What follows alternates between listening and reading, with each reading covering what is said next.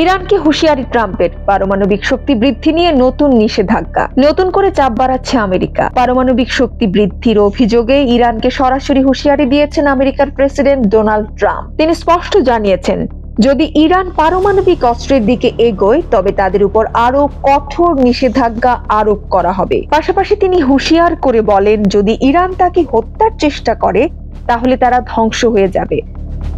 মঙ্গলবার ট্রাম্প ঘোষণা করেছেন, তার প্রথম মেয়াদে অনুসরণ করা সর্বাধিক চাপ নীতি পুনরায় কার্যকর করা হচ্ছে। ইরানের বিরুদ্ধে কঠোর নিষেধাজ্ঞা জারি রাখার সিদ্ধান্ত নিয়েছেন তিনি এবং সেই অনুযায়ী নতুন নির্দেশিকায় স্বাক্ষরও করেছেন। হোয়াইট হাউসের এক সূত্র জানিয়েছে, এই নিষেধাজ্ঞার মূল উদ্দেশ্য হলো ইরানকে আমেরিকার জন্য ক্ষতিকর হয়ে ওঠা থেকে বিরত রাখা।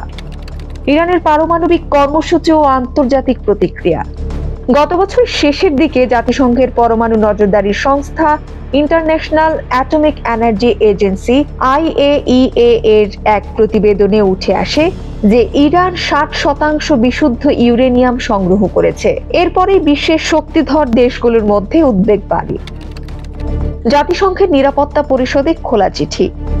ইরান ও ইসরায়েলের মধ্যে চলমান উত্তেজনার কারণে ব্রিটেন, ফ্রান্স ও জার্মানি জাতিসংঘের নিরাপত্তা পরিষদে খোলা চিঠি পাঠিয়ে জানায়, প্রয়োজনে ইরানের পরমাণু অস্ত্রধারী হয়ে ওঠা ঠেকাতে তারা আন্তর্জাতিক নিষেধাজ্ঞা ফিরিয়ে আনতে প্রস্তুত। এই পরিস্থিতিতে প্রেসিডেন্টের দায়িত্ব নেওয়ার 1 মাসের মধ্যেই ট্রাম্প ইরানের বিরুদ্ধে কঠোর পদক্ষেপের ঘোষণা দিলেন। নিষেধাজ্ঞা নীতি নিয়ে ট্রাম্পের অবস্থান। ট্রাম্প ইরানকে হুঁশিয়ারি দিয়ে বলেছেন, যদি ইরান তাকে হত্যার চেষ্টা করে তাহলে তারা ধ্বংস হয়ে যাবে। তবে তিনি এটাও স্বীকার করেছেন যে নিষেধাজ্ঞা নীতি কঠোর হলেও তিনি এতে সন্তুষ্ট নন। ট্রাম্প বলেন, আশা করি এই নিষেধাজ্ঞা বেশি ব্যবহার করতে হবে না, কিন্তু আমেরিকাকেও শক্তিশালী হতে হবে।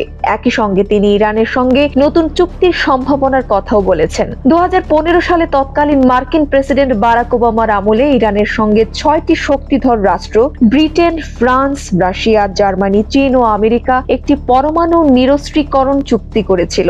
Joint comprehensive plan of action JCPOA নামক এই চুক্তির আওতায় ইরান পরমাণু অস্ত্র তৈরি বন্ধ রাখার শর্তে আর্থিক নিষেধাজ্ঞা থেকে মুক্তি পেয়েছিল। 2016 সালে প্রেসিডেন্ট হওয়ার পর থেকে Trump joint comprehensive plan of action নামক এই চুক্তির বিরোধিতা করেন এবং 2018 সালে আমেরিকা আনুষ্ঠানিকভাবে এই চুক্তি থেকে বেরিয়ে আসে। পরবর্তীতে জো বাইডেন প্রশাসনের সময় ইরানের সঙ্গে নতুন করে আলোচনার দরজা খোলে ওয়াশিংটন। তবে ট্রাম্প পুনরায় প্রেসিডেন্ট হওয়ার পর সেই আলোচনা আবার থমকে গেছে।